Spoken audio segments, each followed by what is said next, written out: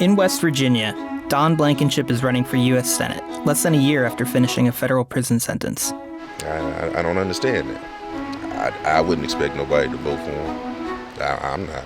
As CEO of Massey Energy, he crushed union drives, polluted waterways, and spent big bucks to sway the state's highest court, all while running some of the most dangerous mining operations in the country, which led to one of the worst U.S. mining disasters in recent history. An explosion ripping through a West Virginia mine owned by Massey Energy, killing 29 people. But there's something different about his campaign. He's turned it into a public re-litigation of his conviction for conspiracy to willfully violate mine safety standards. And in the age of Trump, he's not alone in blaming political enemies for his own legal troubles. It's a total witch hunt. I've been saying it for a long time. Grimm says his case was politically motivated. It was predetermined that I would be found guilty. Every facet of his campaign is a chance to proclaim his innocence, like his TV ads. Did you know Don Blankenship's trial was not about the mine explosion? Really? Radio ads. Obama knew Don had nothing to do with the explosion, so he wanted to put Don in prison to hide the truth. Campaign events. We all know that the various so-called independent investigation reports were not independent at all. This self-funded documentary. Reporters, unions, and the government ignored the evidence that supports a theory that makes sense. In a booklet he wrote in prison.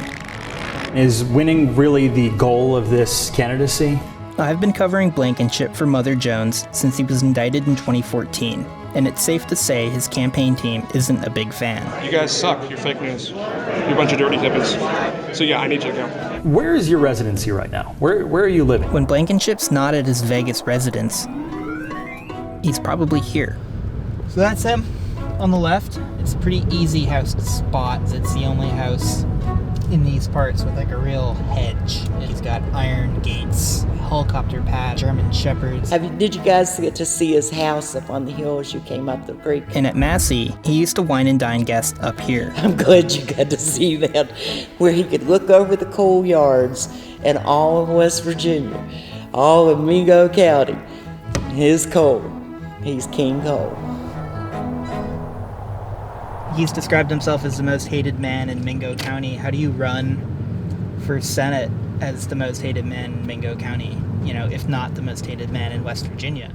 So we registered for one of his campaign events to go find out. We showed up, and it was a really small crowd. I like everything the man's had to say. I like everything he's had to say. What do you think of what Mr. Blankenship has been saying about Upper Big Branch in his ads? I believe he's innocent.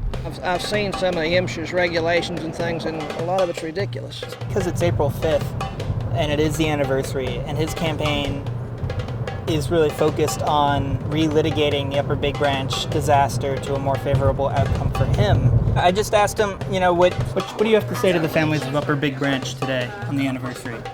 It sounds like he has a lot to say about Upper Big Branch right now. He has a lot to say about MSHA. He has a lot to say about Joe Manchin, Barack Obama. Obama,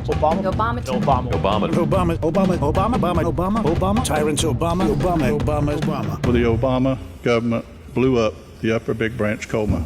You name it, anybody kind of remotely tied to Upper Big Branch, he wants to talk. Do you have anything to say to the families? Go ahead and sit down and have the lunch. I was interested to hear what he would say. He didn't say anything at all.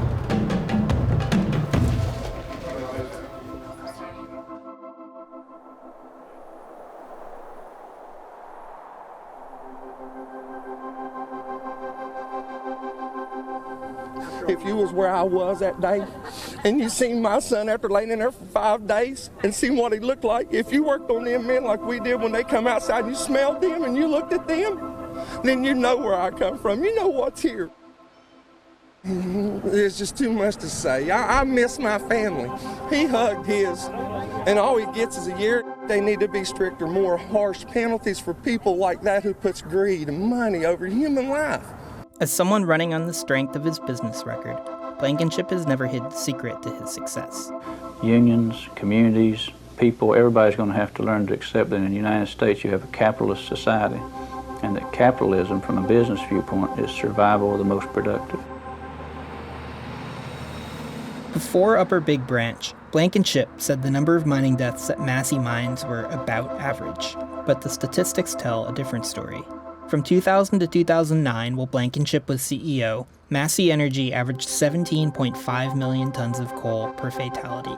By comparison, Peabody Energy, the nation's largest coal producer, averaged 296 million tons per fatality. One thing people don't realize never worked a mine. It's actually real hard to blow up a mine.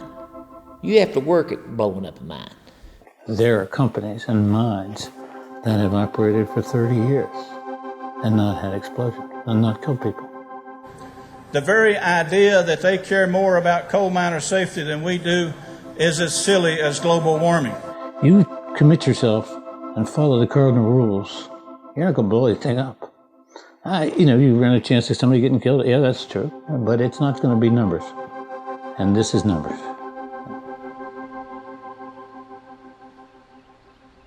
Came down to spend some time with my dad and the other 28 guys, William Roosevelt Lynch. And just let him know I was thinking about him today.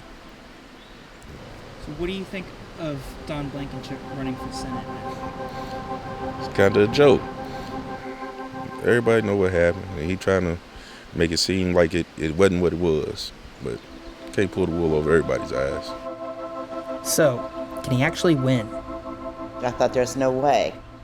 Of course, the next thought, well, that's what I thought about Trump.